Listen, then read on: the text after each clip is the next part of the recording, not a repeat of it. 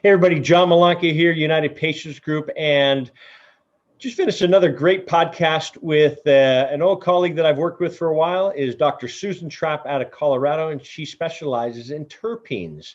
And little did I know, there are over 55,000 natural terpenes out in nature. Did not know that, and learned a lot today. She specializes in not only terpenes, but plant microbiome, as well as she's part of the genome project, human genome project. So a lot of great information. I hope you enjoy it. Please like us if you like it. Comment in the thread, share, as well as subscribe. And it does help us, helps our channel, and helps get this information out to you as well. So enjoy, and stay tuned for Dr. Susan Trapp. Bye-bye. Hey everybody, John Malanka with United Patients Group. Be informed and be well. This segment is brought to you by Aspen Green. Aspen Green is just a handful of USDA certified organic hemp and CBD brands, and all of its hemp is grown from the perfect topography and climate found in Colorado. Check out why purity matters at aspengreen.com and follow them on social channels at Aspen Green CBD. Use promo code UPGCBD for 20% off. Hey everybody, welcome back. John Malanka, United Patient Group. Be informed and be well. And I have an old friend on the show from Colorado, Dr. Susan Trapp. Hey Susan, how are you? Good, thank you. Good. I'm glad you're coming on my show here. Susan is a specialist in terpenes, and so that's why I wanted to have her on. But let me read your impressive bio. Susan has over 20 years of experience in the biotechnology field, both as a plant microbe molecular biology researcher and beyond the lab bench. I want to hear about that. She has held scientific, management, and early stage development positions within the biotech industry, academia, government, and startup community, from algae biofuels to genomes. Dr. Trapp participated directly on the Human Genome Project with Dr. Craig Venter early in her scientific career. And in her spare time, she enjoys educating beyond cannabis and the sciences, and she also enjoys teaching biology at her local community college, yoga, swimming, as well as disabled skiing. Way to go. She's a lover of world travel adventures, music, Karma, her cat, which I met last time, and she dabbles as a charcoal artist. So what a life. Welcome. How are you? I'm good. Thank you, Jad. I appreciate the bio. Yeah. Well, I'll get into the story about your old boyfriend, which I've shared with others before, and how you got into cannabis. Well, let's get into this. So microbiome, and I said, and you said living in Colorado is where you are right now, and I said, how'd you get into this? And you said, well, I had a boyfriend who would say, oh, smell the terpenes in this THC, and you went, as a scientist, like, wait a minute, that's not the terpenes in the THC, that's terpenes in the plant, and that's where you went into that. So we need to give your ex-boyfriend some credit. Right. Yeah, he was just like, life.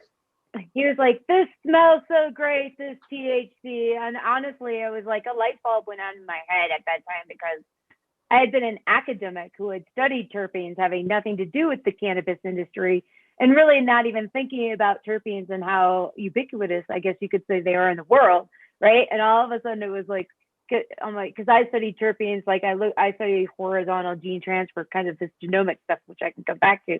But he was like, I'm like, that THC doesn't smell. What you're smelling are terpenes, because terpenes smell, right? And the light bulb went on in my head, and I ended up going into the cannabis industry a couple of years later.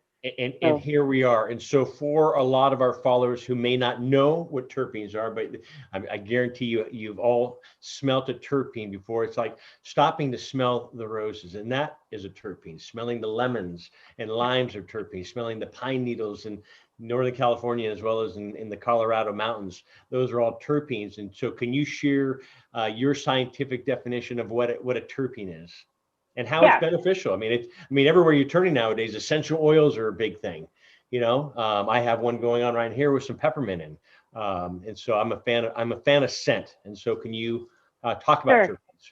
I can elaborate. So,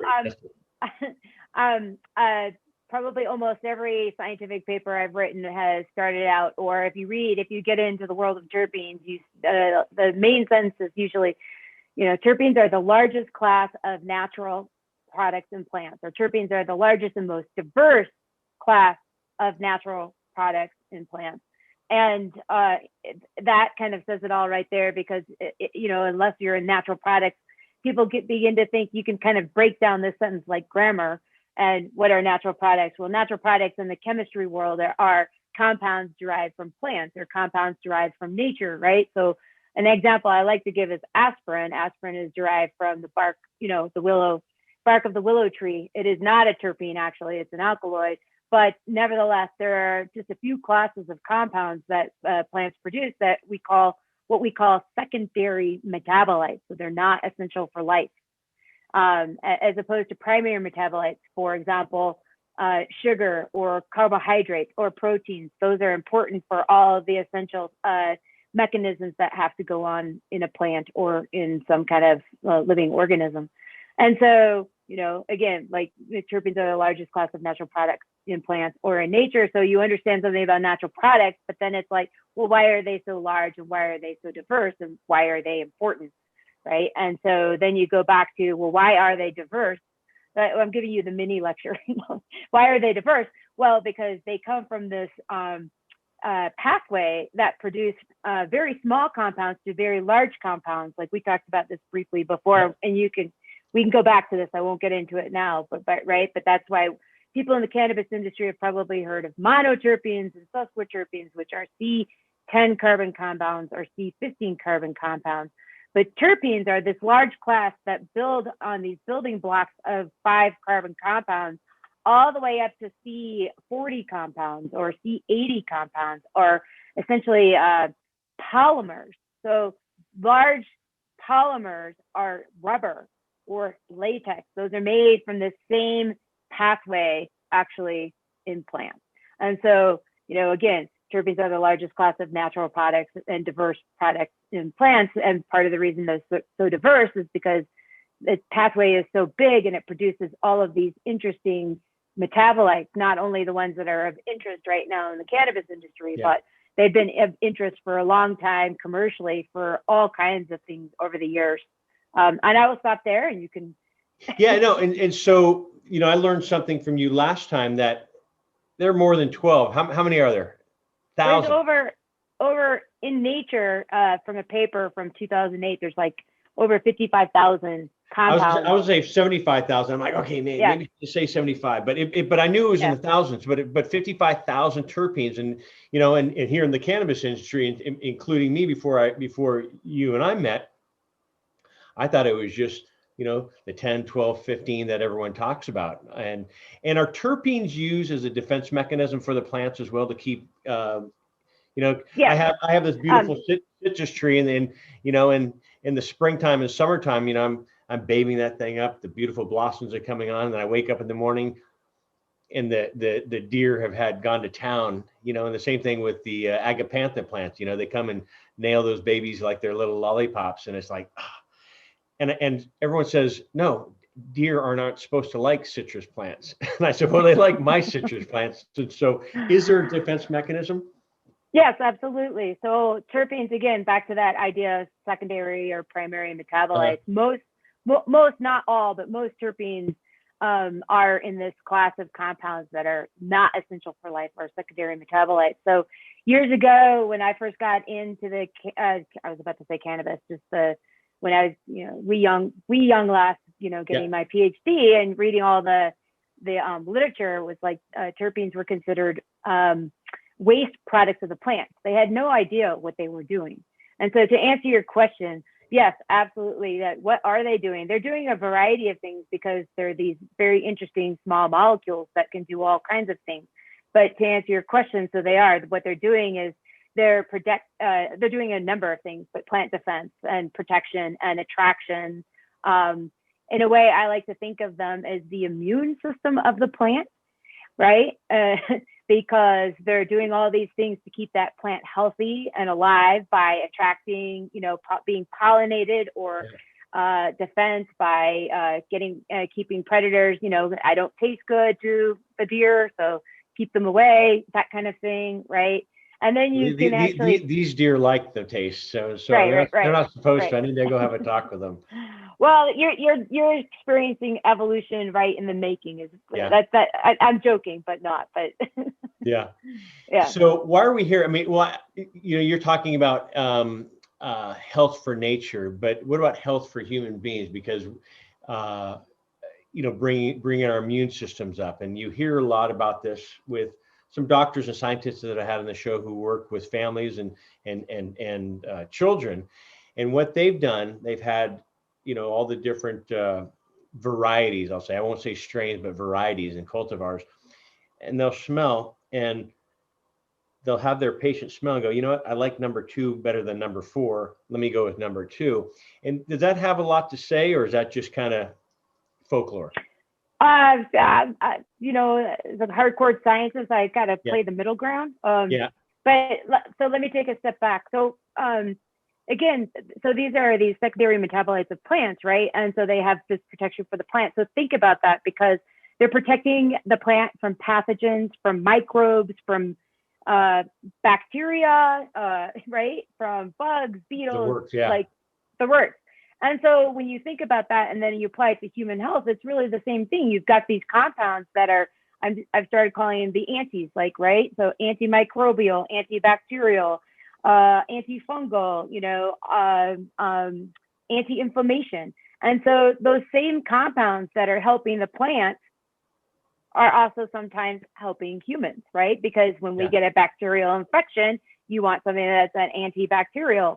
So I'd like to kind of, in a way, start there with, understanding what terpenes are doing. So yes, of course, they're helping the plant, but we have essentially a synergistic relationship with plants, and they're also helping us just because those compounds are in the plants. And that's kind of the place to start. But to answer your question, that's more of what my understanding of kind of like muscle testing and naturopaths, right? And there's definitely some truth to that, even scientifically, for sure, right? But we can go a little deeper. So if we're talking just about a cannabis strain, that cannabis strain probably has 30 to 40 terpenes in it, and so then you have your major and your minor terpenes. Mm-hmm. So we've become quite familiar with the major ones. We don't know the minor ones that well, but those major ones like pinene, limonene, myrcene. Can you go down for our listeners? I know you and I both know this, but I think our listeners of some of the main, name 5, linalool, pinene, myrcene.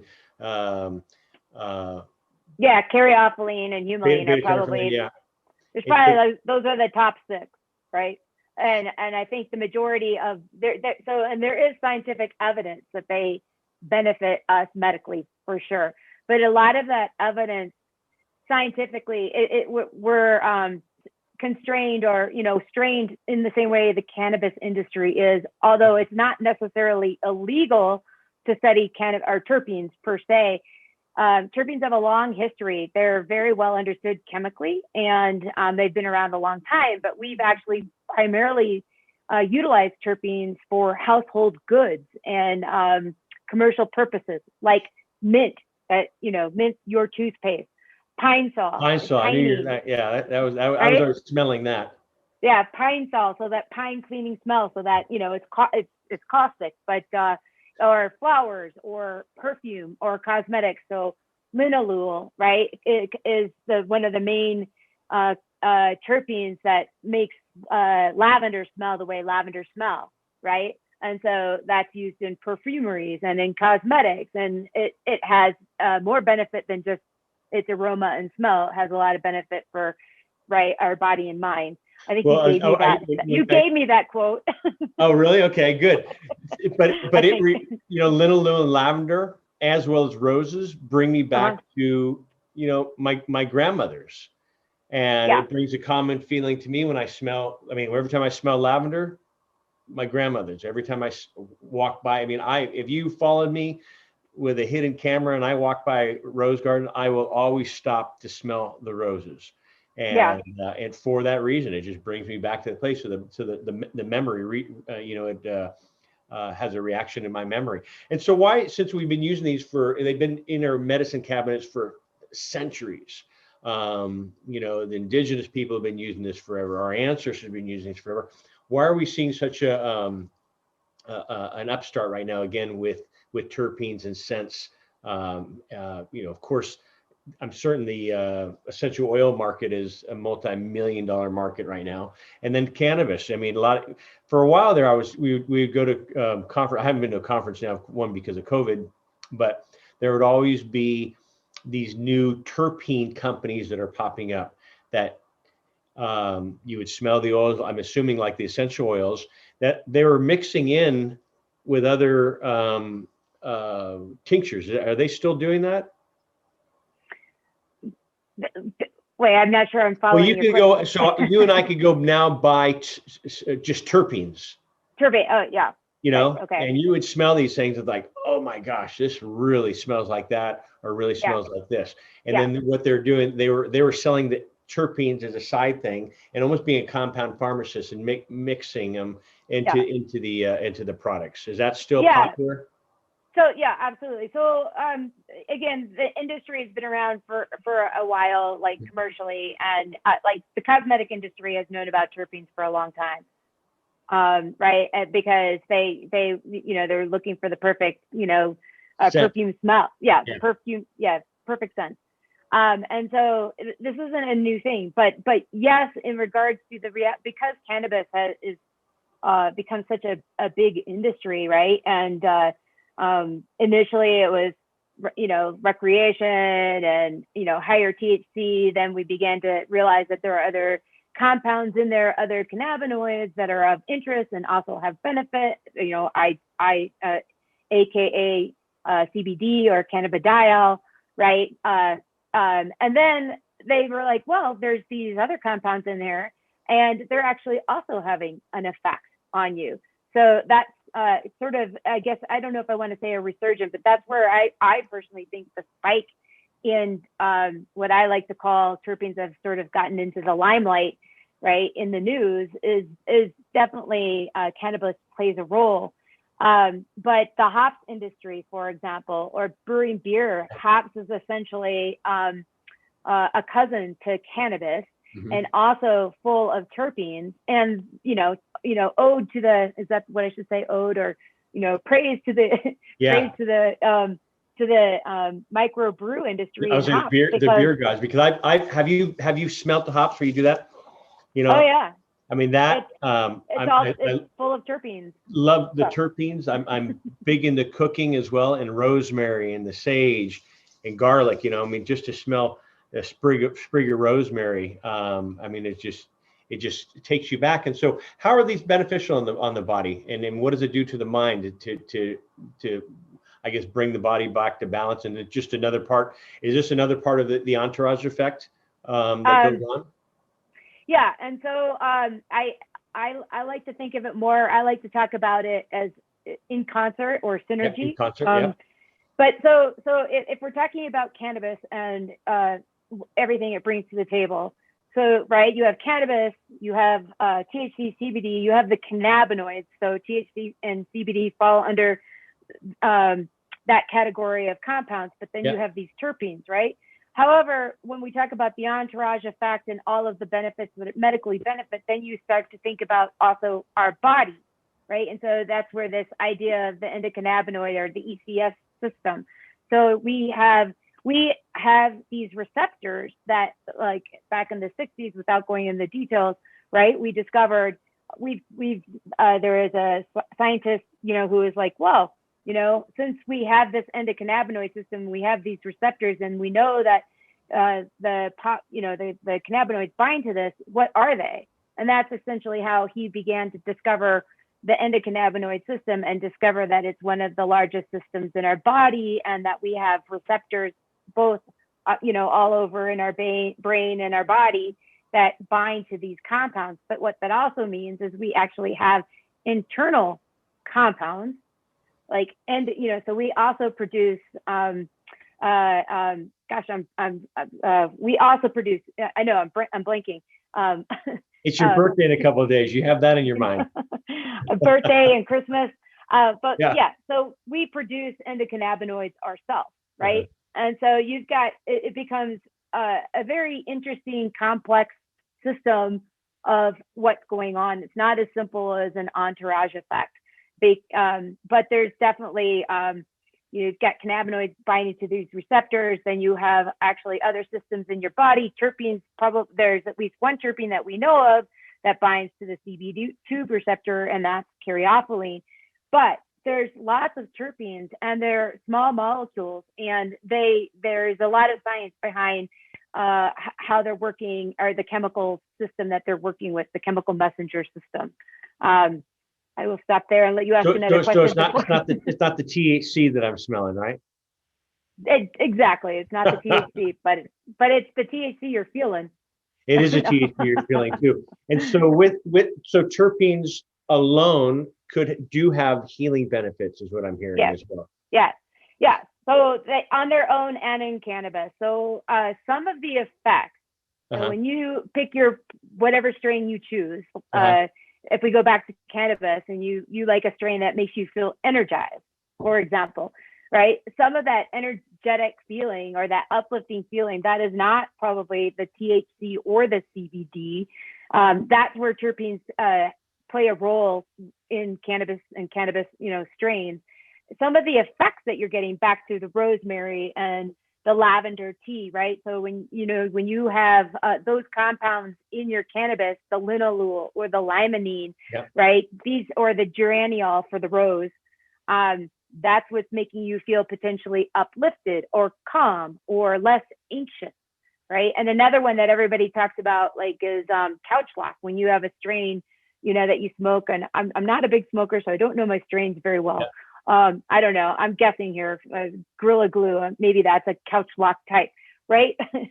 But the bottom line is some of the effects that you're getting from that. I think a train wreck has train wreck. I mean, that's a whole other story. We did an article about changing the names of these strains, and from cat piss to the shit that killed Elvis to earwax to green crack to, all these things. Anyway, we did an article on this, and I've had one hate mail letter, and it was from a major publication. And they said, and I said, first I was excited that this major publication found us. This is about 2011. I'm like, oh my gosh, this magazine that I've been following since I've been in high school and college wrote to me, and it was, they blasted me for this. And I said, listen, I'm not saying anything's wrong with the marketing names or the recreational market versus medicinal market, but who our demographic is, they're looking at this. And for the doctors that we work with, it's kind of hard to recommend, okay, Mrs. Trapp, I want you to go down and go down to your local dispensary and get cat piss. It's like, absolutely. I think there's a market for everything. So I'm not bad mouthing the market, but I just think sometimes the names that they come up with, and a lot of times the strains, I've been into dispensaries where I'm like, that's not that. Or I've been in friends who are growers, and they said, here, I'd like to sell you this. It's product A. And they say, oh, we already have product A. And it's like, well, not like this. And they smell it. And they said, ooh, okay, we'll take it. We're just going to rename it. And so that's the thing that frustrates me with this industry. And hopefully it'll get to the point where it'll be a little more legitimized for all, Well, that brings up that's a great point. Or my background is genomics, so genetics, right? And so the genomics and geneticists who are in the cannabis industry, I think we all kind of agree that down the road, we're going to be using more scientific terminology, right? Because it's gonna help with exactly that. You have no idea really what you're getting, and part of the reason you don't know is the environmental conditions that they're grown under. Right? You can't necessarily, unless you really do indoor grow all the time under the exact same specific conditions, are you going to actually get the same thing every time? And then plants themselves, as you breed them, you're expressing different genes. And so for now, it's okay, but down the road, I suspect that we'll get a little bit more scientific. At least the scientific community will get more scientific about these strains that are being used in the cannabis industry. So that touches upon you and I can have the same. sorry, you and I can have the same seed. I can grow one out here in California, you can grow one in Colorado. We can have our friend over in Florida do the same, and they with the same seed, and they all come out different. Right. And hopefully it'll be that way, like you said, like if you're getting a prescription from your doctor, a pharmaceutical, you know it's the same here or Colorado or Florida or up in New York. And they even we worked with a scientist, actually a doctor in Florida, and they did a study down, I think, University of Florida or Florida State, where they took off clones off the mother plant and they grew them in different environments. Different pH of the water, different. My technique is different than your technique. You might put a little secret sauce. I might do something else.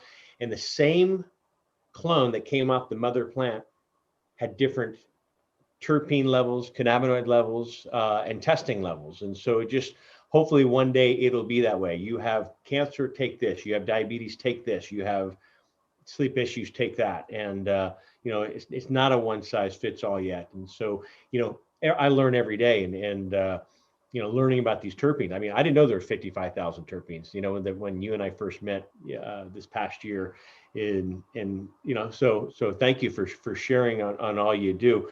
I didn't get into the cannabis industry per se to be smoking and getting high. I got into the cannabis industry because I have this specialty that, that's very somewhat rare and, and that is an understanding for terpenes and terpenes were a very small community of scientists in general, I think, until the cannabis industry. So, No, I have a friend who's been on the show, and his family is, very, very strict. And he went to some major Ivy League university, he and his sister, and he went the cannabis route. I said, what did your parents think? One, because of his background. And he said, it took me a while. I had to talk with my dad. And when I started talking to my dad, who was an entrepreneur as well, Dad, he said, Mom, Dad, just stay there. Don't say anything. I'm going to share my side, then we can talk. And when they started sharing in his passion and the numbers of potential, his father says, well, son, how can I help you? So that's why, I mean, my biggest fear, my dad passed a couple of years before Corinne and I started United Patients Group. And I'm thinking, how do I tell my mom? How do I tell my mom? It's like, hey, Mom, I've gotten out of this and I'm in the cannabis industry now, but shared, and she, to get that stamp of approval. God, your dad to be so proud of you, it's like, okay, good. Now I can do it. So anyway, I didn't want to get personal with your parents. Hey, Dad. Yeah, that's fine. My dad's a scientist as well, and so it's been great, honestly, because you have someone who has different he's a psychiatrist, but he's done a lot of research. He's done a lot of clinical studies, a lot of clinical trials. And so it's been fantastic because it's a nascent young industry. And my background is genomics. I worked on the Human Genome Project.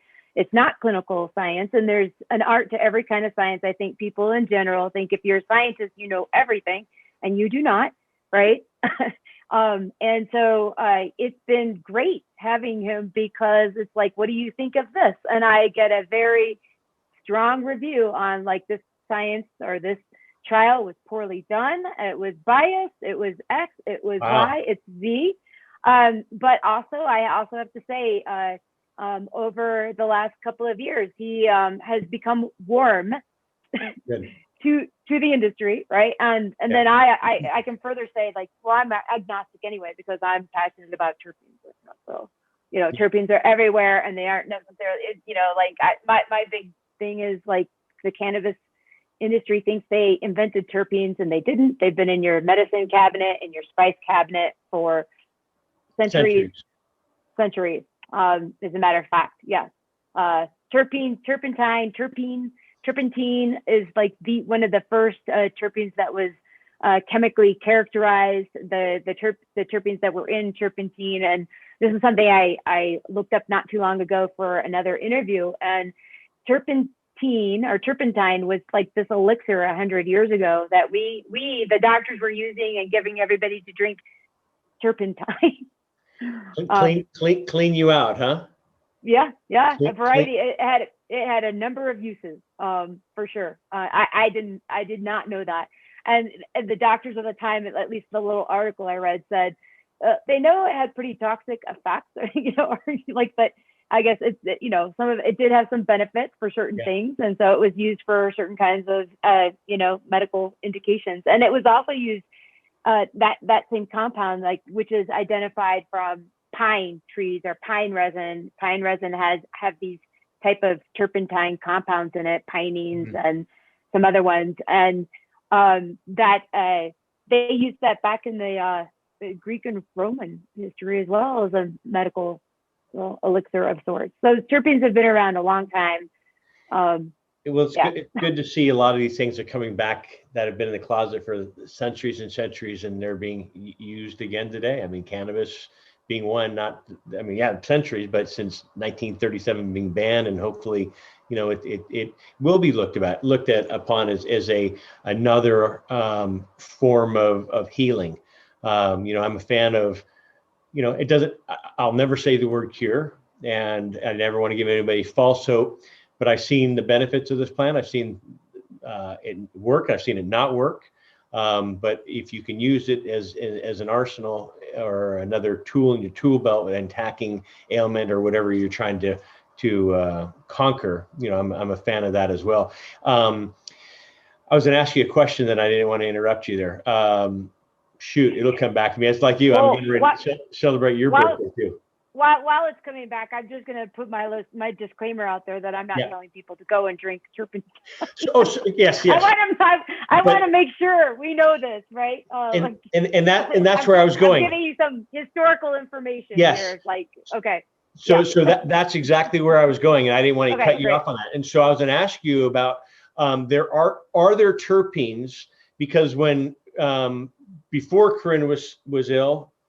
And then while she was ill, we used frankincense. There's some articles. I mean, when you get diagnosed with something as severe as cancer, you will try anything and everything. And that kind of makes sense. I know when my father-in-law became ill, I came across a study that showed canned asparagus, not Whole Foods, not farmer's market, not, whatever, but canned asparagus. So I said, do you like asparagus? Yeah, why? You're going to eat it. I think we came across a study that shows strawberries. You like strawberries? Yeah, why? You're going to eat it. And so the same thing when it came to cancer, we saw some studies with frankincense. And so it's funny, Corinne was like, oh my gosh, she goes, it tastes like turpentine is what she would say. And really? So, yeah. Well, that's a hint right there, just like the question you asked about 20 minutes ago of smelling and yes. So right. So probably, I don't know much about frankincense. I haven't had I need to go look it up. But I mean, if it does smell a little bit like turpentine, I'm sure it's got those same compounds in it. Yeah. And but I would take a spoonful, I did everything by her side. Let's do it. And so are they safe? That's my next question. So when you're talking about turpentine, I was like, I'll be damned. That's exactly how Corinne described the frankincense that we were taking. Yeah. Teaspoon a day. Can you take the peppermint? Can you put it in food, or is it just better in the diffuser? Yeah, great. That's a great question. And in general, so for those people who are in the cannabis industry, one of the, I would say, forefathers or fathers of the cannabis industry is Dr. Russo. He's written a lot of articles and been around for a while. So in general, terpenes are considered safe, they're GRAS, right? They're generally recognized as safe. However, nothing is always safe. It depends on your dose. And I think that's where we have to be very careful. Salt water, if you drink too much salt water, can be dehydrating and not safe, right? And so my point is that in general, these are considered safe. But you have to be careful. So what's happening right now is because people have started to learn about terpenes, they just think terpenes have these effects. More is better, and more is not always necessarily better. It depends on what it is that you're trying to treat. Yeah. So back to the story of cancer and cannabis, or cancer and frankincense, or cancer and terpenes, right? So I'm going to talk about Taxol. Taxol is a drug that's used in for cancer, and it's been around a good 20, 25 years already, I think. Taxol is made, it's a derivative of a C20 terpene, a diterpene, so C20 diterpene compound called taxodiene. Like Christmas is almost here, and my brain, I think, is almost done. I think we're all that. I think we're all there, especially thinking, that we've all been inside for COVID, and now we're on. I mean, I have my friends, all my friends' kids are like, we're out of school for 2 weeks. And parents are like, oh my gosh. Like, I know you've already been at home. Now what are we going to do? But exactly. We can't go out running around there too. Go on. But so one of the most successful stories, or successful terpene drug stories, right, is this compound called taxodiene, which is derived from the Pacific yew tree. The Pacific yew tree is a type of evergreen. It's more of a shrub than it is like a tall pine tree. Yeah. But nevertheless, they discovered that had potent anti-cancer effects. And so the derivatives of that have been synthesized in a lab are paclitaxel, Taxol. Those are the drug names for this compound. Okay. And my point is that it's a chemotherapeutic. And although I'm the Ph.D., not the M.D., like treating people for cancer, I'm fairly certain that you're taking that chemotherapeutic, that Taxol, that paclitaxel, in high amounts, just like you would for a chemotherapy. Yeah. And so in that case, right, it's doing the same thing that any other chemotherapeutic would do. It's killing cells, I believe. How it kills them, we won't go into that right now. And so, high is better because you're trying to kill cells, but you're also killing good cells as well as bad cells. Oh, yeah. Right? So so with the natural terpenes, just like, because I know chemotherapy goes after all cells, good and bad. THC, cannabis, goes after, the studies show that it's going after just the bad cells. And so with this terpene that you're talking about, is it mimicking and mirroring a chemotherapy type of approach, killing everything? I'm making that assumption. So again, I'm not gonna go there. I need to research that more to I made that assumption that that's the case. Excuse me. Yeah, no, that's all right. But my point is that in general, they're considered safe if you're taking them in the amounts that they're naturally provided to you. Yeah. Like, for example, your favorite herb, rosemary, right? Rosemary has a blend of terpenes in it, right? And think about it. Your spices, you don't put much spice in your food. If you over spice, it doesn't taste good, right? So those are still those terpenes. So my point is that most of the time they're generally recognized safe in, basic dosing, whatever is natural for the herb or a little bit more, but it's not like where the cannabis industry is, for example, with THC, more is better. Let's get really high. And I get it that the cannabis industry has gone from kind of that point of view, and we're starting to really hone in on the medical benefits of cannabis and THC and CBD. So terpenes are no different. And I don't know if I'm looking at your face, so I'm not sure. Did I answer that? Did I confuse you? Because if I no, because I'm a fan of less is more, okay. and I share that all the time, because even too much water can be bad for you. I mean, I've had it where I remember years ago, I came off a big bike ride, and when I got back, I had been drinking so much water that I sweat all my electrolytes out, and I was shaking. And I was with a buddy of mine who was a doctor, and we pulled up to this restaurant, and he pulled a salt shaker off of the table, opened it up, put it in my hand, and says, "Just start licking it like a cow. You need to bring that back." And that was the first time I found out, like, oh my gosh, too much water can also be bad. So the same thing with cannabis. When people that I talk to, my loved one has cancer, we just want to blast it as much. And I said, please no, and I'm not a doctor, but common sense, more is not always better. It's like you and we're both athletes. I could I ride every day, everything else like that, but am I ready for a marathon? No, I'd have to go train. So I'm not going to just walk out my front door and go run a full marathon right now. I need to get my body, into that movement, say, hey, okay, here's 5K, let's do 10K, and then get to the long distance. I wouldn't just come out of the gate and do that. I hope that made sense. No, it did. The question I was going to ask is, are there, can you talk about the healing benefits that some terpenes possess. Like for stress and anxiety, a lot of people go to the linalool, which is the lavender, and you can just go get down and get lavender plant and do it yourself. Some of these nice hotels will bring you a little squirt to put on your pillow. Say, here's a little lavender, and then so they want you to have a nice calming evening during your stay. And so, are there proven terpenes? Can you talk about Yeah. the science behind some of these terpenes and the scents that are being put off? Yeah, so absolutely. So they have an effect. So like again, back to the cannabis, when you smoke a strain or take a strain and they have those terpenes in them, they're, not only do you have the THC and the CBD, but you're getting a specific effect.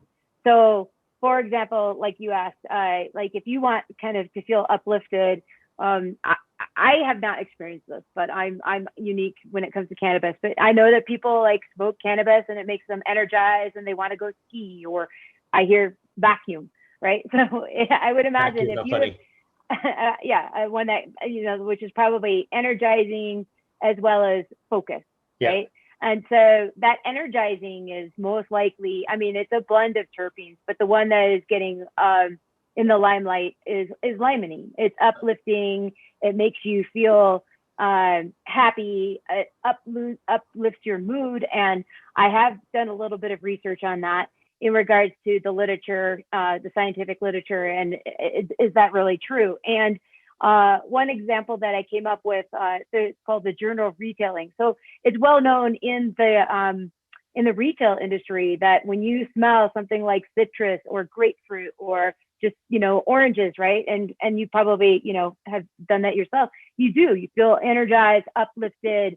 You want to buy things, huh? Apparently so. And they did a study. This is in the Journal of Retailing, 2014. There was a study done on over 400 participants, right? And they compared just a basic citrus scent. I think it had limonene and some other things in it. I don't think they got specific to just limonene itself, but a basic citrus scent to it. I think it was a citrus basil, a more complex smell, a more complex citrusy smell. And they saw an effect of like more buying, like 20% more buying with the basic citrus scent over the complex citrus scent, right? And there are other studies, and I'm just getting into like really beginning to understand the medical benefits, like going to the literature. So another example, and was a study that was done in Japan on I think specifically, I believe that one was specifically limonene. And I believe the delivery was aromatherapy or aromatic, I can't think of it. There's a scientific term for it. And they were able to demonstrate, it was a very small study. I don't know if there's been that many since then, but they were able to demonstrate that the people or the participants again who had the limonene aromatherapy actually they improved their mood. And this was a depression study, right? So it's literally just citrus and depression. And so there is basic research there. And this is a kind of a great question to ask because we still need the clinical trials as well, right?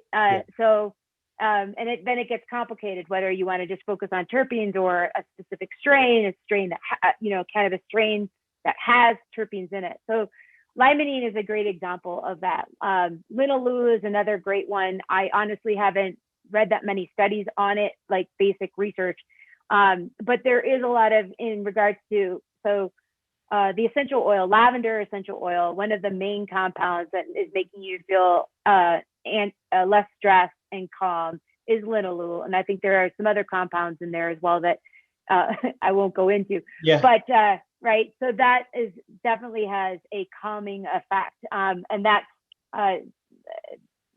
I'm hesitating because there's more basic research that needs to be done, but there's studies out there. And another one with terpenes would be the immune system. So I've been recently looking into this and starting to do research on the immune system and terpenes, and there is definitely some basic research there, and there's actually some really sound science on what these terpenes are doing and how they're interacting with like essentially the cytokine storm that I won't go into. So there is science there. It's not at the level of clinical, trials, and that I think, I was about to say that's kind of the difference between the sound science and being in the science community versus, you hear like little Lou tea, good for, little Lays drink it, and, they all feel calm. There's science to it, but we still have to kind of tease that information out. And again, some of that basic research is there from the years of commercial benefit. Like the perfumery industry knows this. The retail industry to some extent knows this, but they're, they have their own interest in what they're interested in looking in. If that makes sense. It makes sense. And back to the retail, I was laughing when you're telling a story. I remember my brother and I, we were in a store, this is guys in the 90s, and it was summertime. And I walked out of there with a sweater. And I'm like, what the hell do I need a sweater for in the middle of July? And you know what it was? In that section of the store where the sweaters are, they cranked on that air conditioning. We were in shorts and t-shirts, and I was freezing my butt off, and I walked out with the sweater, and I said, oh my gosh, they got me. It works. It works. Yeah. And is there, so for our listeners that one are maybe into essential oils, which I'm a fan of essential oils, are there certain things to look at? Do they look for like a USDA certification? Because I know like the CBD market, there's probably a lot of crap out there that's not safe, one to smell or even ingest. And I'm, again, what Susan and I are talking about here is not to replace a one-on-one. This is for informational purposes only. So I don't want to put any words in your mouth. Oh, Susan said I can ingest this, and next thing you know, they're sick. And so, but are there things? Because I know when Corinne and I were going through her ailment, I would look for everything that was organic or USDA certified organic over something that I would, buy from overseas. Is that something that you would agree upon or not? Or are there any warnings you have out there for terpenes? Again, in general, they're recognized safe, but this grass. But there are some terpenes that are there are a few that are not considered safe, and I don't know those off the top of my head. Gotcha.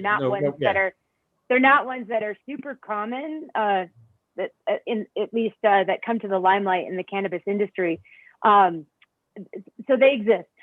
In regard to like organic terpenes, that is a great question, because I don't think the field has gotten that sophisticated yet. And what do I want to say here? So when you're talking about something like isolating terpenes, right? I think as a scientist, what you're more concerned about is how they're extracted and what's in the extraction. So there are various ways to extract terpenes, and some are going to have less solvents than other. And I guess the cannabis industry is the same way. So that's probably more important than whether it's organic or not. Another whole area, this is a bit of a sidetrack, but in organic chemistry, you have stereochemical molecules. So you have molecules that look exactly the same, but they're essentially mirror images of each other, which I won't get into, but so you could have almost a limonene, right-handed and a limonene left-handed. And so and they're complete opposite? Well, yeah. So they're not the same, right? My left hand, right? So yeah. This would be the ring, but you've got some kind of R group off that ring, right? So you can't, they aren't superimposable, right? They're actually different compounds. And what that means is, so that compound, if this is the idea of a ligand and the receptor, or compound and a receptor, and that it binds, like we've all heard about CB1 and CB2. Well, it's only one version of that compound typically, can fit into that receptor. So that's this idea of the chemical, the lock and key, right? So you have, I'm going to get these backwards because I have dyslexia, but so you have the lock, right? That is the enzyme and the key. So the compound, whether it's CBD, THC, or a terpene or whatever, fits into this. This is the classic thing in basic biology that everybody learns. And so terpenes, because they're small molecules, and you sometimes have stereochemistry, so one will fit and one won't. And so that becomes important. So, maybe, so there's a lot of side questions around answering that question is what I'm getting at. And if I getting the classic scientist, I'm not giving you the direct answer you want. But more importantly is understanding that kind of stuff, is how it was extracted, were the solvents left in it, is this synthetically produced? Because then you may have what we call a racemic mixture of both right-handed and left-handed. Only one of those are going to be active, the other one isn't. So then you have less than you think you do, right? Those are the kind of things that are actually important. And granted, so I'm the kind of person, I think if I have cancer, knocking. Yeah, I don't talk right? like that. I'm superstitious like that. So whenever I talk cancer, I talk. Well, I like all organic as well, but really, what you want to understand what's in that compound and how it was made. It's not as simple as organic is better. So even in the cannabis industry, it might be organic, but or not organic, but it may be like what's in the soil, because the plant actually can absorb compounds from the soil, right? And so sometimes it's not the matter. I mean, a compound is a compound is a compound in organic chemistry. But when it's been extracted from a plant, and you may there are other things that are in that plant, right, that may or may not be that healthy for you. In my opinion, and this is just my opinion, genetically modified crops, for example, right? Because you end up with a soil that's not really super rich, right? And so, is it the GMO? Yeah. Right?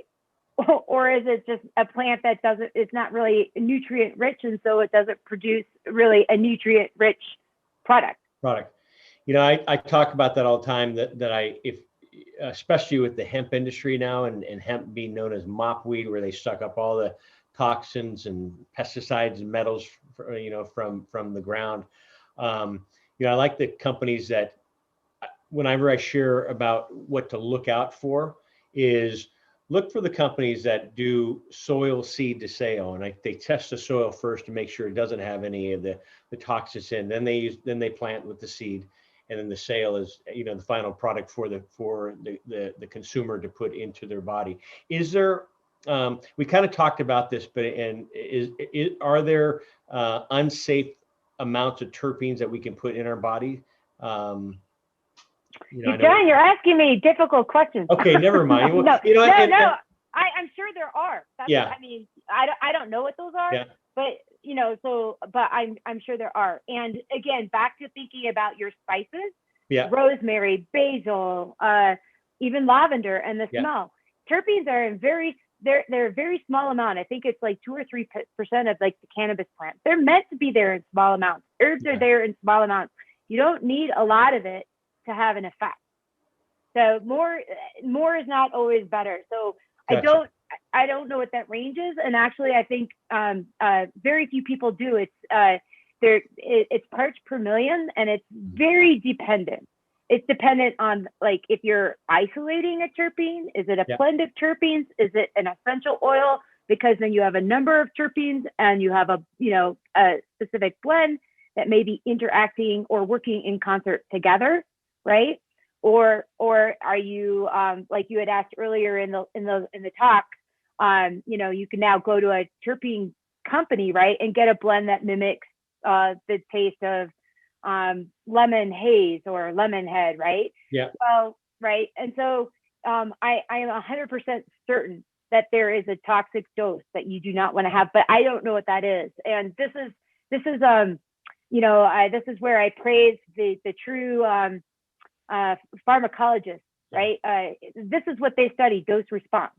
And there is a dose response, and so that's what makes this, I think, it's, as a scientist, it's fascinating, but it's difficult because you're no longer working with one compound, one indication, right? You're working with a number of compounds, how they interact, and how they're interacting with that indication. And then back to the endocannabinoid system, your personal endocannabinoid system. Mhm.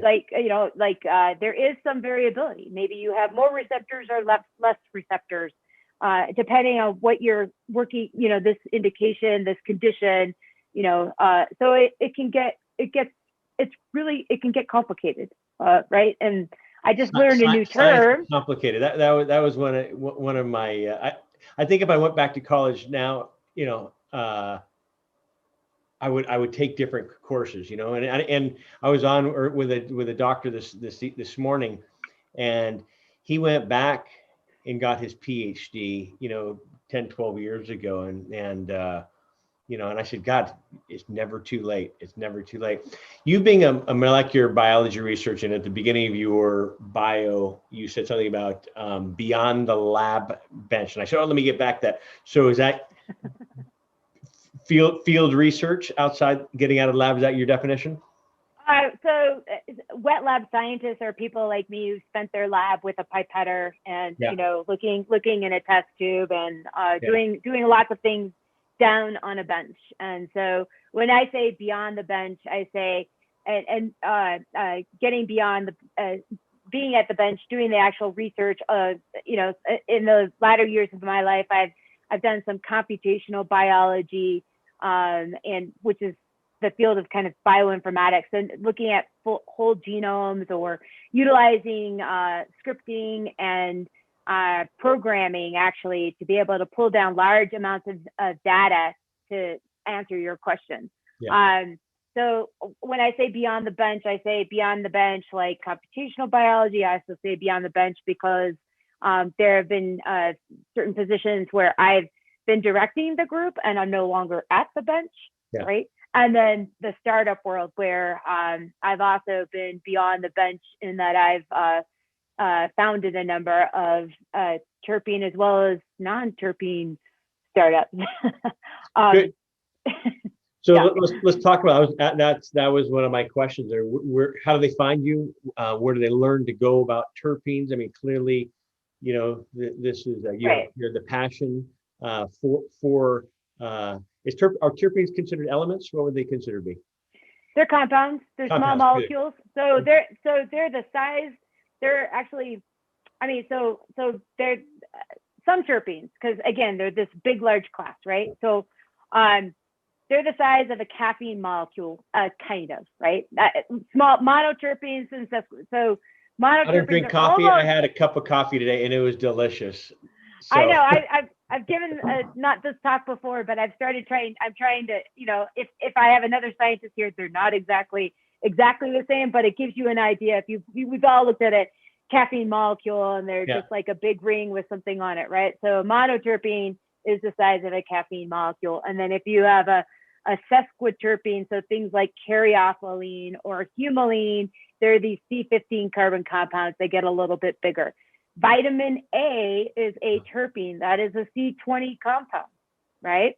So they're the size of, if you go look at vitamin A, it's the size of essentially a diterpene type compound. And then we can keep getting larger. But still, in general, those are considered small molecules, and a lot of drug discovery is based on, what we call small molecules. No wonder your dad loves having these conversations with you. Where are you on the pecking order with you and you have 3 siblings, right? The 4 of you? Yeah, there's 3.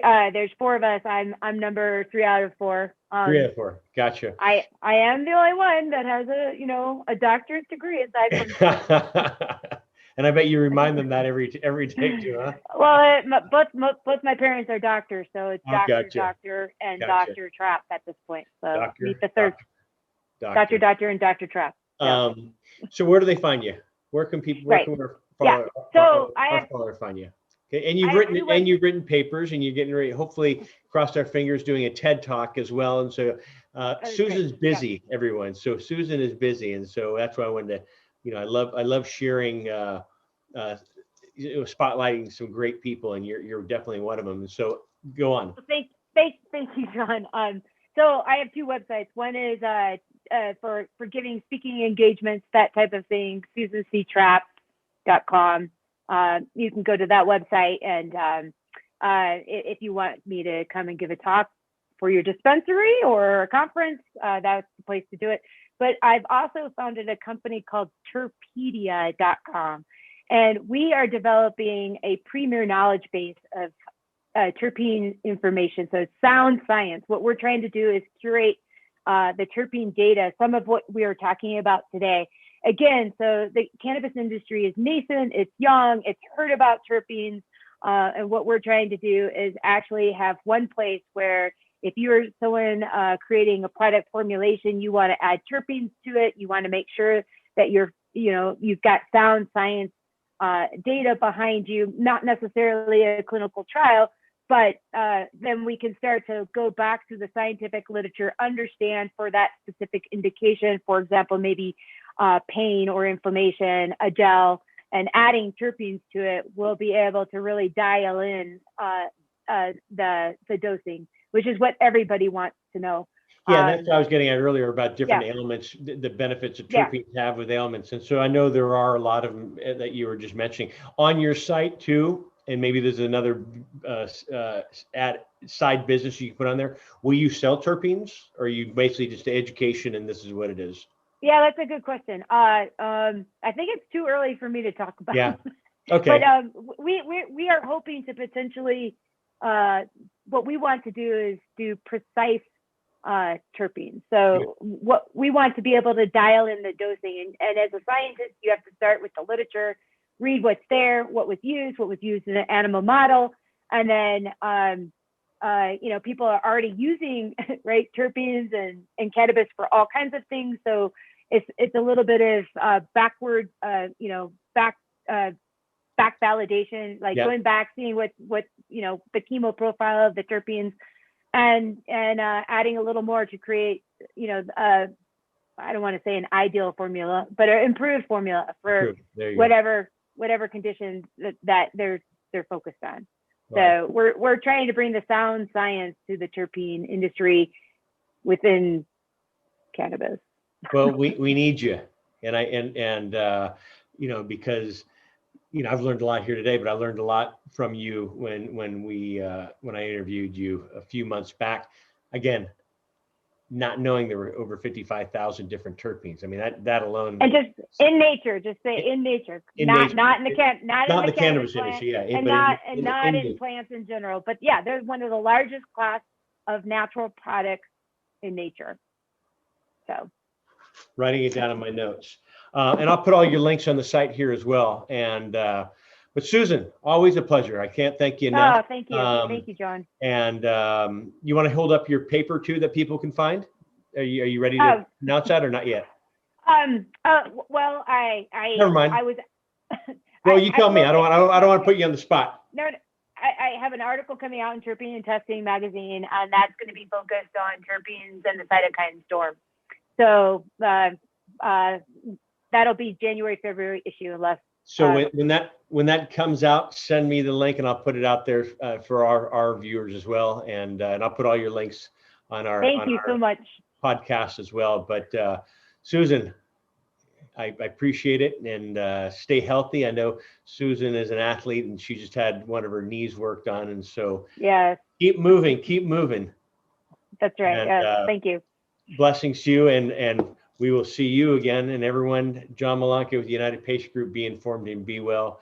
And as I say, stop and smell the roses. Have a good day. Yeah. Bye-bye. Hey everybody, John Malanka with United Patients Group. Be informed and be well. This segment is brought to you by Aspen Green. Aspen Green is just a handful of USDA, that's right, USDA certified organic hemp and CBD brands. And all of its hemp is grown from the perfect topography and climate found in Colorado. It is a family-owned business and is deeply committed to the science of providing only the purest hemp and CBD products for the best results and most beneficial experience. Its mission is to bring the therapeutic value of pure, organic hemp and CBD to people who seek supplemental relief through the use of healthy, natural products. Aspen Green is free from toxins and runs up to 8 different lab tests from bona fide third-party labs throughout its product line. It holds in high regard 3 foundational principles that guide every aspect of their business, actions, and interactions with their customers, partners, as well as their community. These are quality, integrity, and transparency. These will always remain at the hearts of their efforts to bring their beneficial products to consumers. Check out why purity matters at aspengreen.com and follow them on social channels at aspengreenscbd. Use promo code UPGCBD for 20% off. Again, UPGCBD for 20% off at aspengreen.com.